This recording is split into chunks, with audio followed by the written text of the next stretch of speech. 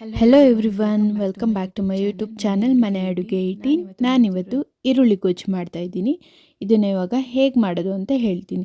ನೀವು ಬೇಕಾದ್ರೆ ಇದನ್ನು ರೊಟ್ಟಿ, ಚಪಾತಿ, ದೋಸೆ ಯಾವುದಕ್ಕೆ ಬೇಕಾದ್ರೂ ನೆಂಚ್ಕೊಂಡು ತಿನ್ಬೋದು. ಇವಾಗ ಫಸ್ಟ್ ನಾನು ಈರುಳ್ಳಿನೆಲ್ಲ ಆಲ್ರೆಡಿ ಕಟ್ ಮಾಡ್ಕೊಂಡಿದ್ದೀನಿ. ಇವಾಗ ಫಸ್ಟು ನಾನು ಮಿಕ್ಸಿಗೆ ಹಾಕ್ಕೊಂಡು ಗ್ರೈಂಡ್ ಮಾಡ್ಕೊಳ್ಬೇಕು. ಹೇಗೆ ಅಂದರೆ ಫುಲ್ ಸಾಫ್ಟ್ ಥರ ಬೇಡ ಗ್ರೈಂಡ್ ಮಾಡ್ಕೊಳ್ಳೋದು. ಸ್ವಲ್ಪ ಈರುಳ್ಳಿನೂ ಇದ್ದರೆ ಚೆನ್ನಾಗಿರುತ್ತೆ, ಫುಲ್ ಸಾಫ್ಟ್ ಥರ ಚೆನ್ನಾಗಿರಲ್ಲ. ಗ್ರೈಂಡ್ ಮಾಡ್ಕೊಬೇಕಾದ್ರೆ ನೀರೇನು ಹಾಕಬಾರ್ದು, ಹಾಗೇ ಗ್ರೈಂಡ್ ಮಾಡಿಕೊಂಡು ಸಾಕು. ನೆಕ್ಸ್ಟು ನಾನು ಒಣಮೆಣ್ಸಿನ್ಕಾಯಿನ ನೀರಲ್ಲಿ ಒಂದು 5 ನಿಮಿಷ ನೆನೆಸಿಟ್ಕೊಂಡಿದ್ದೆ. ಅದನ್ನು ನೆಕ್ಸ್ಟು ಅದೇ ಮಿಕ್ಸಿಗೆ ಒಣಮೆಣ್ಸಿನ್ಕಾಯಿ, ಬೆಳ್ಳುಳ್ಳಿ, ಹುಣಸೆಹಣ್ಣಿನ ರಸ ಮತ್ತು ಉಪ್ಪು, ಗರಂ ಮಸಾಲ, ಇವಾಗ ಇಷ್ಟನ್ನು ನೀರೇನು ಹಾಕ್ದಲ್ಲೇ ಹಾಗೆ ರುಬ್ಕೋಬೇಕು. ಇವಾಗಿಷ್ಟನ್ನು ಗ್ರೈಂಡ್ ಮಾಡ್ಕೊಂಡ್ಮೇಲೆ ನಾನು ಒಂದು ಬೌಲ್ಗೆ ತೆಗೆದಿಟ್ಕೊಳ್ತಾ ಇದ್ದೀನಿ. ಸ್ವಲ್ಪ ನೀರು ಹಾಕ್ಕೊಳ್ತಿದ್ದೀನಿ. ಜಾಸ್ತಿ ನೀರು ಹಾಕ್ಕೊಂಡ್ರೆ ತುಂಬ ತೆಳ್ಳಗಾಗ್ಬಿಡುತ್ತೆ, ಹಂಗಾಗಿ ಸ್ವಲ್ಪ ಹಾಕ್ಕೊಂಡ್ರೆ ಸಾಕು ನೀರನ್ನ. ನೆಕ್ಸ್ಟ್ ಇವಾಗ ಗೊಜ್ಜು ಮಾಡೋದಕ್ಕೆ ಏನೇನು ಬೇಕು ಅಂತ ಹೇಳ್ತೀನಿ. ಫಸ್ಟ್ ಇವಾಗ ಗ್ರೈಂಡ್ ಮಾಡ್ಕೊಂಡಿರೋ ಅಂಥದ್ದು ಮಸಾಲ ಮತ್ತು ಈರುಳ್ಳಿ, ನೆಕ್ಸ್ಟು ಜೀರಿಗೆ, ಮೆಂತ್ಯ, ಸಾಸಿವೆ, ಕರ್ಬೇವಿನ ಸೊಪ್ಪು, ನೆಕ್ಸ್ಟು ಎಣ್ಣೆ ಮತ್ತು ಬೆಲ್ಲ ತೊಗೊಂಡಿದ್ದೀನಿ. ಫಸ್ಟು ಒಂದು ಚಿಕ್ಕ ಪ್ಯಾನ್ಗೆ ನಾನು ಸಾಸಿವೆ, ಜೀರಿಗೆ, ಮೆಂತ್ಯನೇ ಹಾಕ್ಕೊಂಡು ನಾನು ಫ್ರೈ ಮಾಡ್ಕೊಳ್ತಾ ಇದ್ದೀನಿ. ನೀಟಾಗಿ ಫ್ರೈ ಮಾಡ್ಕೊಳ್ಬೇಕು. ಹೈ ಫ್ಲೇಮಲ್ಲಿ ಏನಾದ್ರು ಫ್ರೈ ಮಾಡಿಕೊಂಡ್ರೆ ಬೇಗ ಪಟ ಪಟ ಅಂತ ಎಲ್ಲ ಹಾರೋಗಿಬಿಡುತ್ತೆ ಸಾಸಿವೆ ಎಲ್ಲ. ಅದಕ್ಕೆ ಲೋ ಫ್ಲೇಮಲ್ಲಿ ಫ್ರೈ ಮಾಡ್ಕೊಂಡ್ಮೇಲೆ ನಾನಿವಾಗ ಗ್ರೈಂಡ್ ಮಾಡ್ಕೊಂಡು ಪುಡಿ ಮಾಡಿಟ್ಕೊಂಡಿದ್ದೀನಿ. ನೀರೇನೂ ಹಾಕಿಲ್ಲ, ಹಂಗೆ ಮಾಡ್ಕೊಂಡಿದ್ದೀನಿ. ನೆಕ್ಸ್ಟ್ ಇವಾಗ ಗೊಜ್ಜು ಮಾಡೋದಕ್ಕೆ ಒಂದು ಪ್ಯಾನ್ಗೆ ಆಯಿಲ್ ಹಾಕ್ಕೊಂಡಿದ್ದೀನಿ. ಆಯಿಲ್ ಹಾಕ್ಕೊಂಡ್ಮೇಲೆ ಕರ್ಬೇವಿನ ಸೊಪ್ಪು ಹಾಕ್ಕೊತಿದ್ದೀನಿ. ಲೋ ಫ್ಲೇಮಲ್ಲೇ ಮಾಡ್ಕೊಳ್ಬೇಕು, ಹೈ ಫ್ಲೇಮ್ ಬೇಡ. ನೆಕ್ಸ್ಟ್ ಇವಾಗ ಗ್ರೈಂಡ್ ಮಾಡ್ಕೊಂಡಿರೋಂಥ ಈರುಳ್ಳಿನ ಹಾಕ್ಕೊಳ್ತಾ ಇದ್ದೀನಿ. ಇದಕ್ಕೆ ಎಕ್ಸ್ಟ್ರಾ ನೀರೇನು ಆ್ಯಡ್ ಮಾಡೋದು ಬೇಡ, ಹಾಗೆ ಫ್ರೈ ಮಾಡಿಕೊಂಡೆ ಸಾಕು. ಈರುಳ್ಳಿದು ಹಸಿ ವಾಸನೆ ಹೋಗಬೇಕು, ಅದ್ರ ತನಕ ಫ್ರೈ ಮಾಡ್ಕೊಳ್ಬೇಕು. ಲೋ ಫ್ಲೇಮಲ್ಲೇ ಫ್ರೈ ಮಾಡಿಕೊಂಡೆ ಸಾಕು. ಹೈ ಫ್ಲೇಮಲ್ಲಿ ಏನಾದ್ರು ಫ್ರೈ ಮಾಡ್ಕೊಂಡ್ಬಿಟ್ರೆ ಈರುಳ್ಳಿ ಎಲ್ಲ ಬ್ರೌನ್ ಆಗಿ ಬ್ಲ್ಯಾಕ್ ಆಗೋಕ್ಕೆ ಸ್ಟಾರ್ಟ್ ಆಗುತ್ತೆ. ಅವಾಗ ಏನಾಗಿರುತ್ತೆ, ಒತ್ತಿರೋ ಸ್ಮೆಲ್ ಥರ ಬರುತ್ತೆ, ತಿನ್ನೋಕ್ಕೆ ಕೂಡ ಟೇಸ್ಟ್ ಇರಲ್ಲ. ಸೊ ಹಾಗಾಗಿ ಲೋ ಫ್ಲೇಮಲ್ಲೇ ಹಸಿ ವಾಸನೆ ಹೋಗೋ ತನಕ ಫ್ರೈ ಮಾಡಿಕೊಂಡ್ರೆ ಸಾಕು ಈರುಳ್ಳಿ, ಮತ್ತೇನು ಬೇಡ. ನೆಕ್ಸ್ಟ್ ಇವಾಗ ಬೇಗ ಏನಾದ್ರು ಫ್ರೈ ಆಗಬೇಕು ಅಂತ ಅಂದರೆ ಅದಕ್ಕೆ ಒಂದು ಚಿಟಿಕೆಯಷ್ಟು ಉಪ್ಪು ಹಾಕ್ಕೊಂಡ್ರೆ ಸಾಕು, ಆವಾಗ ಬೇಗ ಫ್ರೈ ಆಗುತ್ತೆ ಈರುಳ್ಳಿ.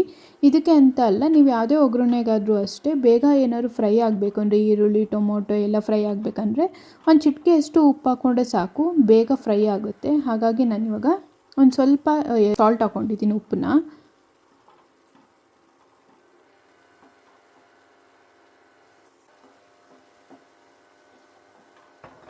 ನಿಧಾನಕ್ಕೆ ಫ್ರೈ ಮಾಡ್ಕೊಳ್ಬೇಕು.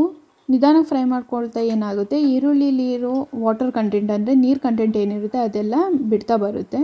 ನೆಕ್ಸ್ಟು ಈರುಳ್ಳಿಲಿರೋ ನೀರೆಲ್ಲ ಬಿಟ್ಟಾದಮೇಲೆ ಇವಾಗ ನಾನು ಆವಾಗಲೇ ಮೆಣಸಿನ್ಕಾಯಿ, ಬೆಳ್ಳುಳ್ಳಿ ಎಲ್ಲ ರುಬ್ಕೊಂಡಿದ್ನಲ್ಲ ಅದ್ರದ್ದು ಮಿಶ್ರಣ ಹಾಕ್ತಾಯಿದ್ದೀನಿ, ಗ್ರೈಂಡ್ ಮಾಡಿರೋ ಅಂಥದ್ದು.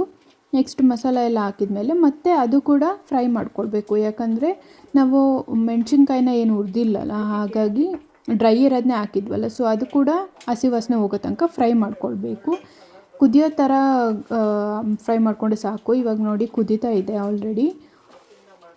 ನೆಕ್ಸ್ಟು ಅದೇ ಥರ ಸ್ವಲ್ಪ 2 ಈರುಳ್ಳಿ ಮತ್ತು ಇವಾಗ ರುಬ್ಕೊಂಡಿರೋವಂಥ ಮಿಕ್ಸರ್ ಕೂಡ 2 ನೀಟಾಗಿ ಮಿಕ್ಸ್ ಆಗಬೇಕು. ಅಲ್ಲಿ ತನಕ ಸ್ವಲ್ಪ ನೀಟಾಗಿ ಮಿಕ್ಸ್ ಮಾಡ್ತಾ ಬರಬೇಕು, ಫ್ರೈ ಮಾಡಬೇಕು.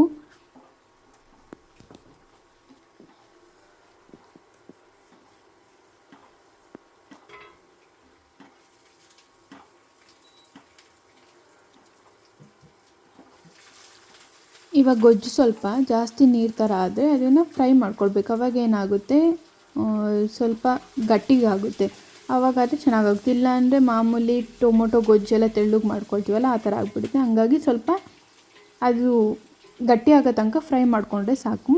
ಇವಾಗ ಕುದೀತಾ ಇದೆ, ಸ್ವಲ್ಪ ಕುದಿಯೋಕ್ಕೆ ಬಿಟ್ಟರೆ ಸಾಕು, ಜಾಸ್ತಿ ಹೊತ್ತೇನು ಬೇಡ.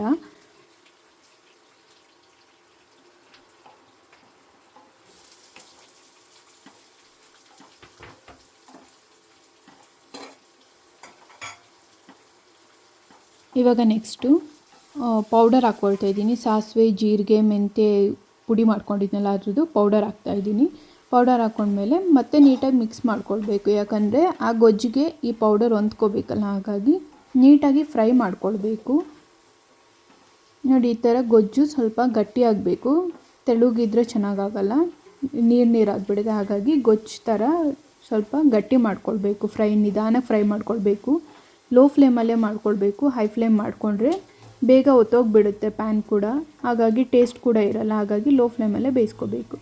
ನೆಕ್ಸ್ಟ್ ಇದಕ್ಕೆ ನಾನು ಸ್ವಲ್ಪ ಸ್ವೀಟ್ನೆಸ್ಗೋಸ್ಕರ ವೈಟ್ ಬೆಲ್ಲ ತೊಗೊಂಡಿದ್ದೀನಿ, ಬಿಳಿ ಬೆಲ್ಲನ. ಅದನ್ನು ಕೂಡ ಹಾಕ್ಬಿಟ್ಟು ಇವಾಗ ನಾನು ಮತ್ತೆ ಬಾಡಿಸ್ಕೊಳ್ತಾ ಇದ್ದೀನಿ, ಫ್ರೈ ಮಾಡ್ಕೊಳ್ತಾ ಇದ್ದೀನಿ.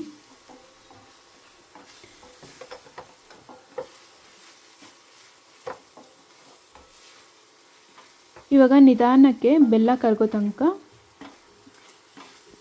ಫ್ರೈ ಮಾಡಿಕೊಂಡ್ರೆ ಸಾಕು. ಇವಾಗ ರೆಡಿ ಆಗಿದೆ. ರೆಡಿ ಆದಮೇಲೆ ನಾನು ಇವಾಗ ಒಂದು ಬೌಲ್ಗೆ ಎತ್ತಿಟ್ಕೊಳ್ತಾ ಇದ್ದೀನಿ. ನಾನಿವಾಗ ಸರ್ವ್ ಮಾಡ್ಕೊಳ್ತಾ ಇದ್ದೀನಿ.